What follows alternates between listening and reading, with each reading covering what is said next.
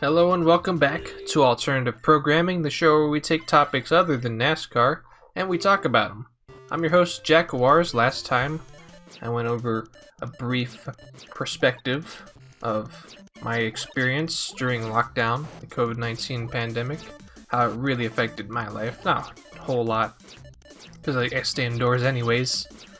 But this part we're going back to game franchise retrospectives. Some more cheery topics.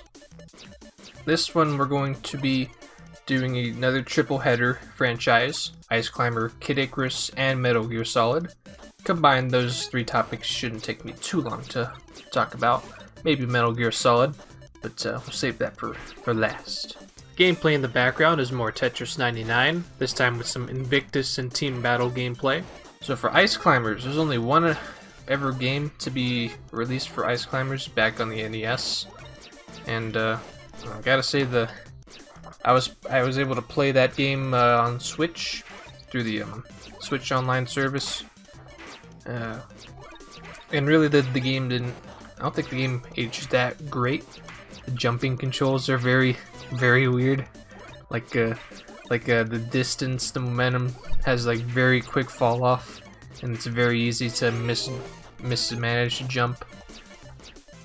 But the main theme for that game is very catchy and fun to listen to, or just use that for humor.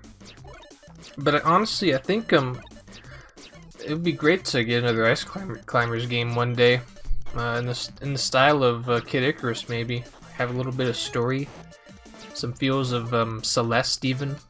That would actually be a really good combination. Like if we can get indie developers to get hired from Nintendo and then they make some of these smaller games like that, that'd be really cool. That'd honestly be the best case scenario for a new Ice Climbers game. One that would work. Maybe a good if this new Ice Climbers game was to be made and it would have a good character dynamic between Popo and Nana, that would have a lot of potential. And I think a new Ice Climbers game would be great for Switch. The more the merrier with whatever game we can get. So speaking of Kid Icarus and how that could be the direction that Ice Climber can go, a little story driven. Even though Nintendo doesn't have a huge track record of story driven games, I still think that would very much work for Ice Climbers if they go that way. Just make a simple platforming game that's similar to the NES game, but with a modern twist to it. But anyways, Kid Icarus, I never played the NES game. I did hear that it does have a weird way to manage difficulty. Apparently, the beginning of the game is difficult, and then as you progress the game it gets easier. I know there's plenty of games where I felt like that's the case, other than Kid Icarus, but that's more of me not knowing the controls and not knowing the game's mechanics and how it works. So eventually, as I go on, then I feel like the game's more easier. But for Kid Icarus, I only played Kid Icarus Uprising, released in 2012. But I wouldn't play it until, I want to say 2016, somewhere around there. I forget exactly how I got the game.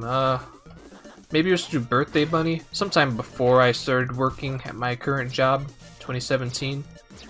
But I gotta say, I really enjoy Kid Icarus Uprising. It's a very good story. Gameplay is also very fun. Got the rail shooters and the on-foot missions, which go hand in hand. Although I do wish that the controls would have been better. Like depending on what DS you have or what 3DS you have, the controls might be a little bit rough around the edges. Mainly if you play the game for prolonged times, because your hands might cramp up due to the notepad style controls. Where you use your left hand uses this circle pad and the L button, and then you got your touch screen on the right hand. Several games ended up using this before it, like Brain Age and Star Fox Command. And then here with 3DS, not only did you gotta You got the touch screen, but you also got the circle pad to move, so it's like two different movement things, the stylus and the circle pad. So I felt like compared to Star Fox Command to Kid Icarus Uprising, I think cramping up happens a lot sooner in Kid Icarus Uprising. So that was my big hurdle about playing Kid Icarus Uprising. I think the game would work a lot better on Switch. Now we have gyro aiming on it.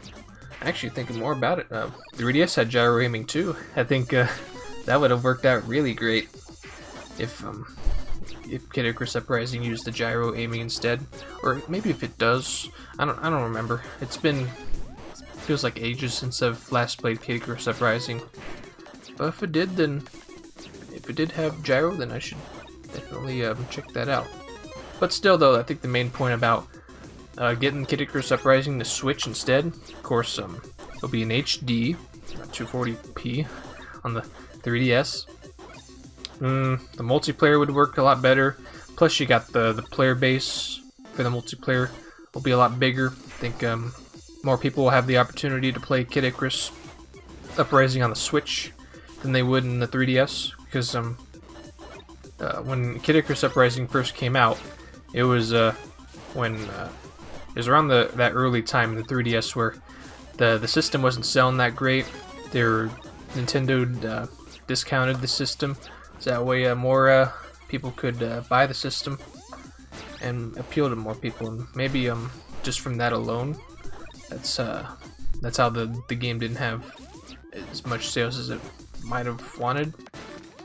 But still, Kid Icarus Uprising, that's a very highly acclaimed game that anybody can enjoy if you give the time to, and you put up with the controls.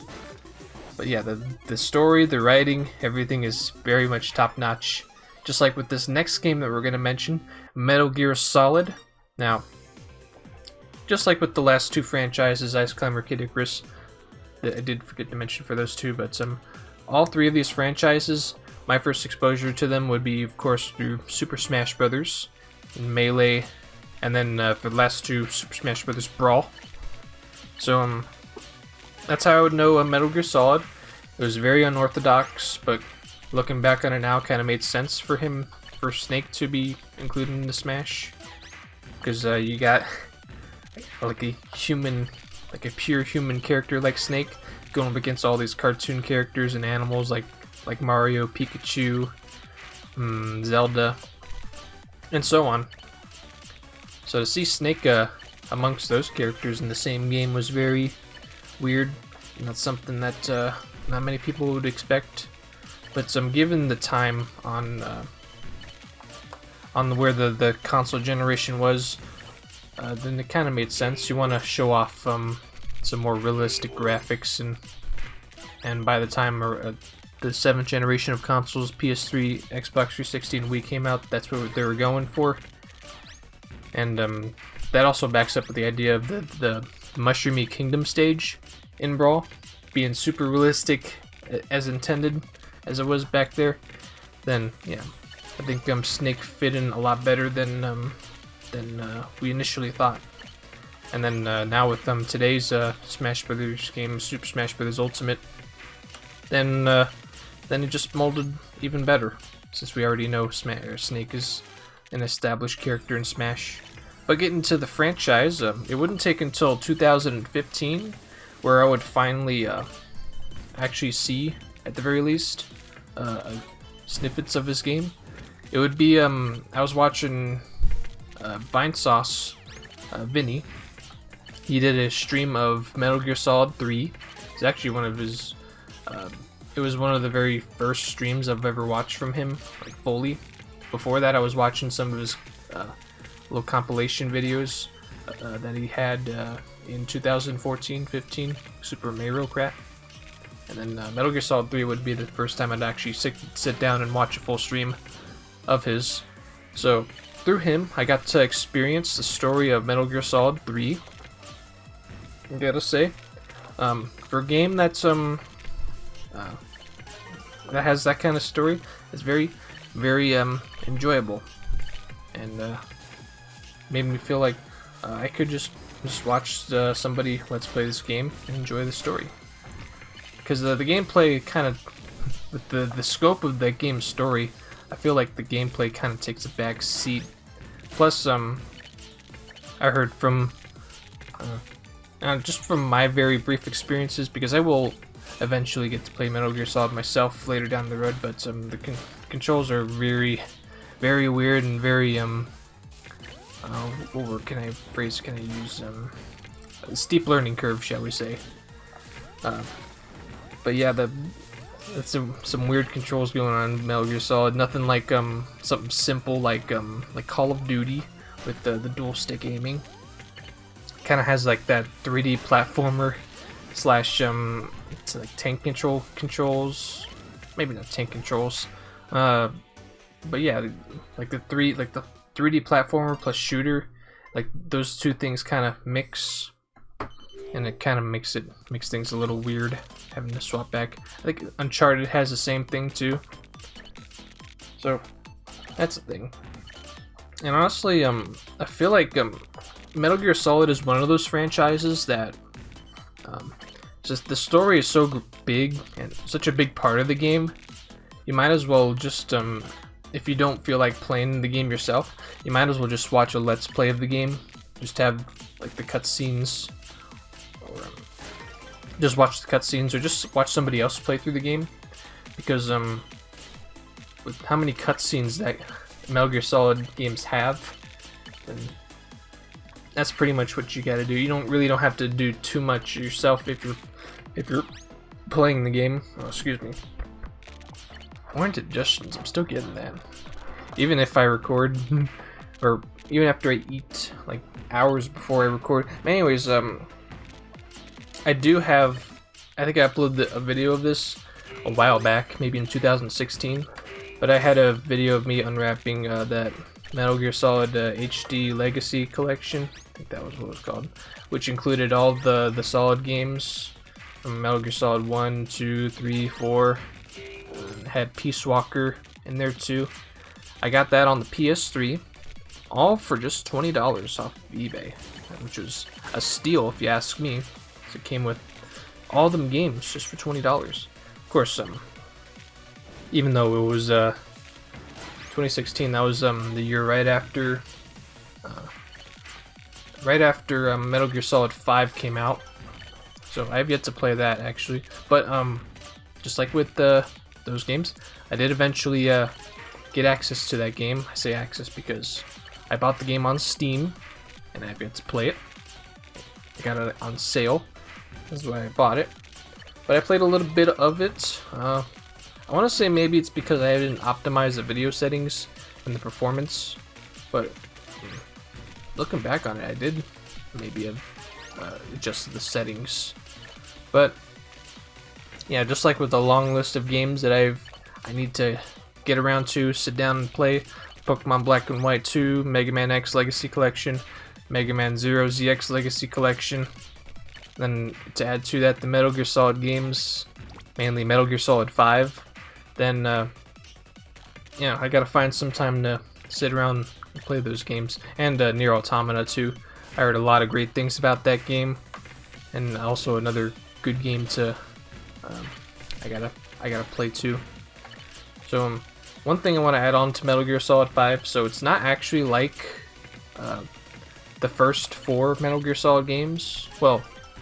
Peace Walker is like this too, but the game doesn't rely too much on the story. Like the game focuses more on gameplay, which actually that's how it helps entice players to actually play the game rather than just watch a let's play on YouTube. And I feel like if you think about it that way, that might be a reason why we haven't seen that many games that are entirely story driven. We're seeing less games like Uncharted and the classic Metal Gear Solid games, and we're seeing more games that have more gameplay, which if the developers actually see that aspect of it, then from a business standpoints that makes a lot of sense, because rather than watch a let's play, they want us to actually play the game, which I don't blame them to. we should be just playing the game, not being cheapskates and just watching a let's play. There's another franchise out there like that I'm gonna say the same thing about as well. But when we get to that franchise, then I'll let you know about that, and we can, and I'll sprinkle on that same issue. So that's it for alternative programming. Rather short franchise retrospective for this week. But thank you for watching. Next week will be pretty interesting. We're doing for next week's alternative programming franchise retrospectives. We're doing Sonic the Hedgehog. Oh boy, I got a good history on Sonic. A lot of good things to say about him and his games. So look forward to that. Thank you for watching this episode of Alternative Programming. With that, have yourselves a good day. I'll catch you next time.